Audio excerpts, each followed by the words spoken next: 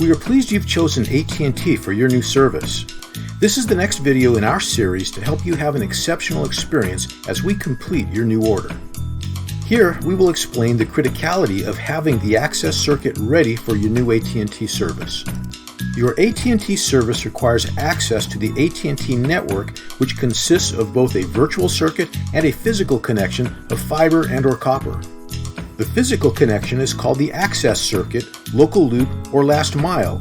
An access circuit must be in place before your new AT&T service can be activated. The access circuit is provided by the local exchange company, or LEC, that owns and operates the local telecom infrastructure.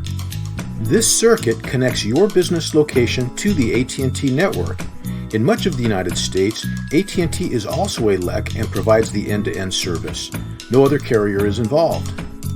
Outside of AT&T's LEC service areas, AT&T will connect to your site using a third-party LEC. AT&T will place that order, but it is important to recognize that we are depending on a third party to install that access circuit. Let's discuss the access circuit process for each of these two scenarios, when AT&T is the LEC and when a third party is the LEC. When AT&T is the LEC, and the order qualifies for the Fiber Fast option based on bandwidth availability, you may have had the option of picking your installation date when you placed your order with your salesperson.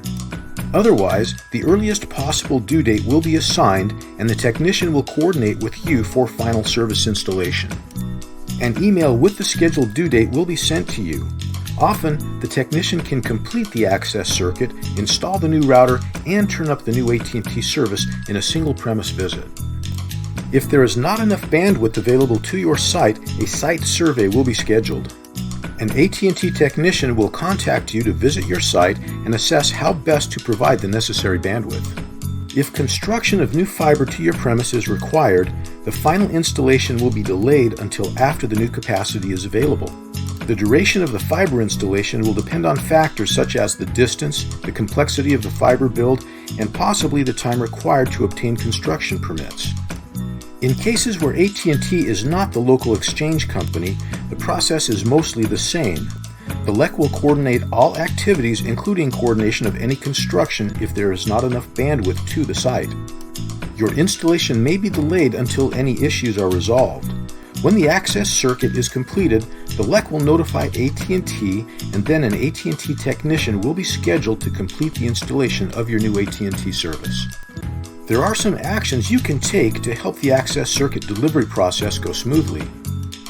Pay close attention to any requirements shared by the LEC technicians and follow their instructions. Promptly respond to their questions and requests. For example, you may be asked to confirm that the work has completed and that your site is ready for the circuit to be installed.